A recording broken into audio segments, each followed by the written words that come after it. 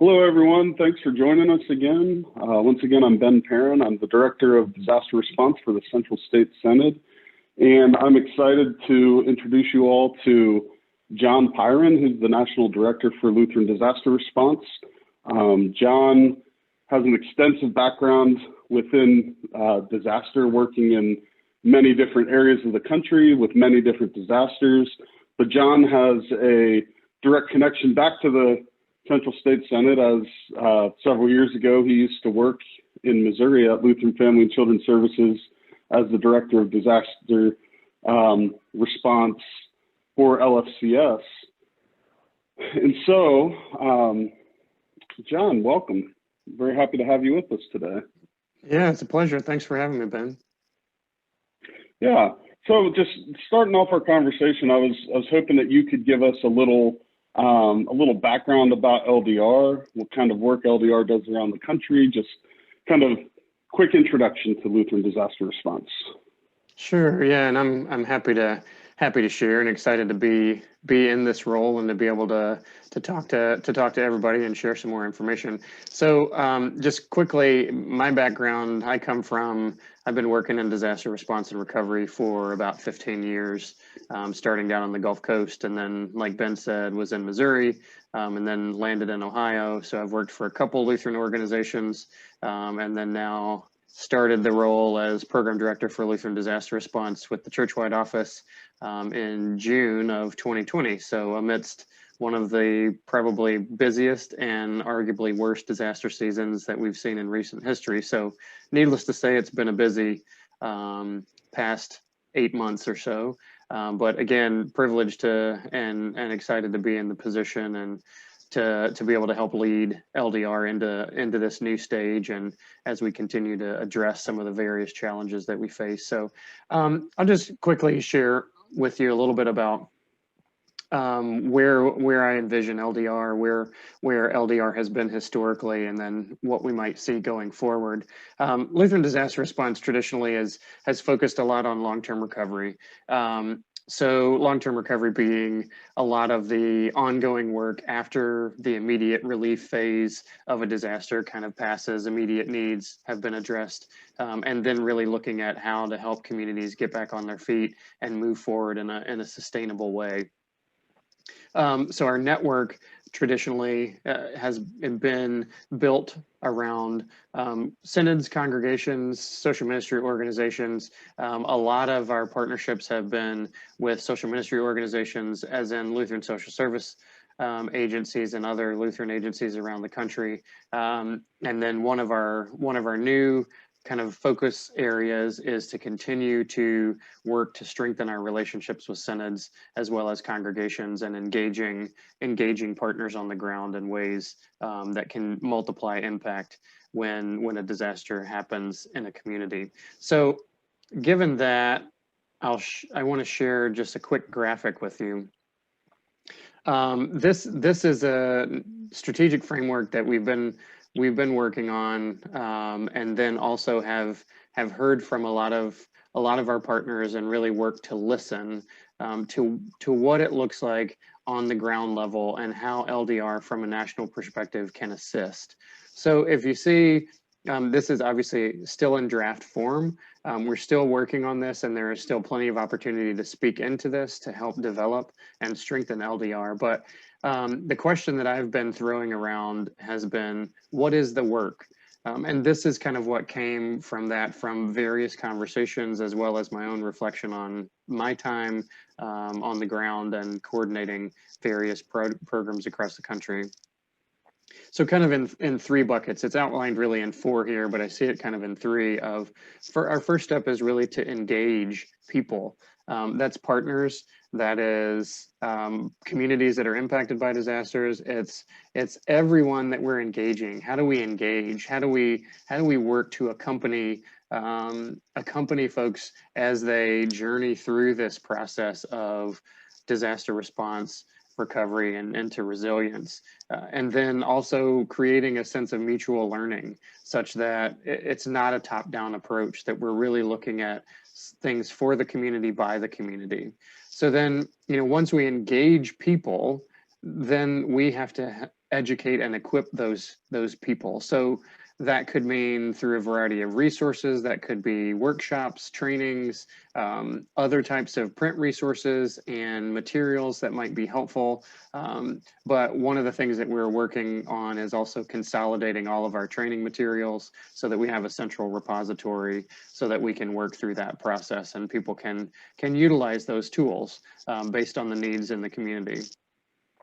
And then really empowerment. So empowerment, one of the main functions in that role is through grant making. So we typically work through 3 different types of grants. Relief grants, immediate relief grants, which typically are 30 to 120 day grant periods, smaller amounts of dollars, quicker turnaround, abbreviated granting process to say, this is to address immediate needs, to stabilize situations, and to help people not become more vulnerable after an event. Then there's recovery grants, which are longer periods for implementation, also potentially multi-year grants, and that would be the traditional long-term recovery grants that LDR has been able to offer in the past to synods, to social ministry organizations, and then resilience grants. And that's what kind of gets me excited to say, how can we do this work better? How can we be more innovative and more community minded and more collaborative about our work? And what does that look like for LDR to be able to support those community driven, community conceived ideas, and how we can be part of that and invest in really interesting and impactful programs. So I intentionally started from the outside to work in, because LDR is really the convener, if you will. We can help connect all of these various partners, but if you notice, the center of this graphic is people and the communities that we serve. So central to my focus, central to LDR's focus is people. And if we're not focused on a person-centric approach, on a holistic approach that will benefit those in the community that we hope to serve, then we need to reorient our thinking. So then if you notice, there are 4 kind of nodes around that within this nucleus, if you will: churches, social ministry organizations, synods, external partners, other disaster response partners, community-based organizations, etc. So LDR really can kind of touch all of those areas. We're not the frontline workers. We're not the direct implementers. Folks like Ben and the folks of the Central State Synod and other groups within the states will be the direct implementers. And so we will work to accompany and support those groups, and then also empower their work, and hopefully we can learn from the successes and the impact that you have on the ground. So that's just kind of a quick, probably longer rather than quick, but just a brief overview of kind of the vision that I see for LDR and how we can hopefully move forward together. Yeah, that was really helpful, John. Thank you. And looking at your graph there and seeing the different partners that LDR utilizes to reach those people and communities that we serve. The Central State Synod, this is a new position to have this be have disaster be part of the Synod staff, to have it be directed by the Synod. And so, historically, as we've talked about before in other settings, the work of LDR in Missouri and Kansas has been done through that social ministry organization branch. And then a year and a half ago, we made the transition into having the work being based in the Synod. What would you see as some of the positives of having the disaster work coming from the Synod, being directed by the Synod, and how have you seen that play out in other areas of the country? Sure, that's a really great question, Ben. I think part of the benefit of engaging more deeply with synods is that there's a direct line to congregations, and in my experience, there's never a shortage of disasters, but a lot of times there's a shortage of people to be able to serve and to be engaged at the community level. And so with Lutheran Social Service Agency, a lot of that, there's still some limitations around staffing, whereas congregations, there's a bigger opportunity to engage with volunteers. Now, I really think, it's, in my mind, it's not an either or approach. It definitely is a both and approach to engage Lutheran social service agencies and social ministry organizations, as well as synods, in order to kind of create the most dynamic and impactful partnership possible. I think in a lot of ways, synods can set up disaster response and resilience work as a ministry in such a way that sometimes maybe social ministry organizations can't. But I think social ministry organizations really bring a lot of programmatic expertise that some synods may not have. So it really is a dynamic partnership that we can forge. We don't have all the answers yet, obviously, but I think that's one of the exciting pieces about this partnership, particularly in the Central States Synod, and having you, Ben, in the role to say, let's explore this. What does it mean to have a disaster response, recovery, and resilience ministry embedded within the Synod?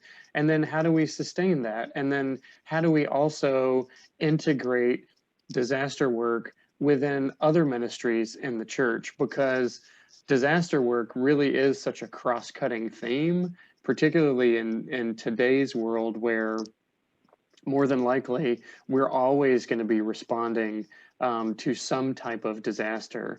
As everyone watching knows, I mean, we're in the middle of a global pandemic that is longer than 12 months now, and we're going to be soon into spring, hopefully, and then we'll hit tornado season again and floods. And so I think there's never a shortage of disasters, and now is the time for us as the church to be present front and center for communities that are impacted, and really looking at how do we build capacity, how do we build resilience across our communities so that we can address some of these systemic issues that we see over and over again, particularly those that impact our most vulnerable neighbors. We all know that disasters exacerbate existing challenges and inequity that are in our community. And I think, a disaster gives us as the church a very unique opportunity to address some of the inequities and some of the challenges that, the most vulnerable people in our communities have faced for a long time. The challenge then is, and it's squarely on the shoulders of the communities that are impacted by disasters, is the choice to say, do we address these issues and challenges that we see now after this disaster brought them maybe more publicly to light, or do we continue to ignore those and move on?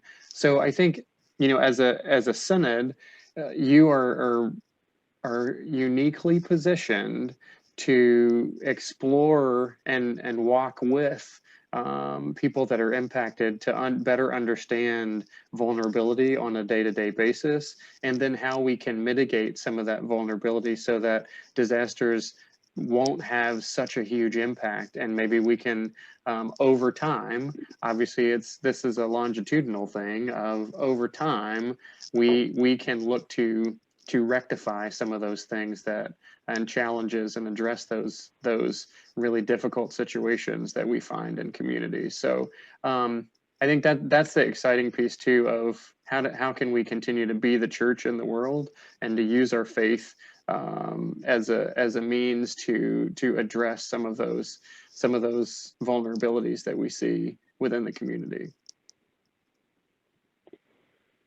That's great. Yeah, as someone who previously worked in social ministry realm representing Lutheran disaster response, I've definitely seen the benefits to that and the challenges as well. And I think that direct connection with the churches is really exciting. As we're trying to develop a program that is, sufficient and working and communicating with each other.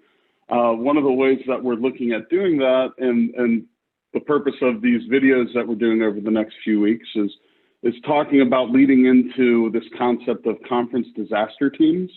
In the Central State Synod, between, from the western portion of Kansas all the way to St. Louis, we have five different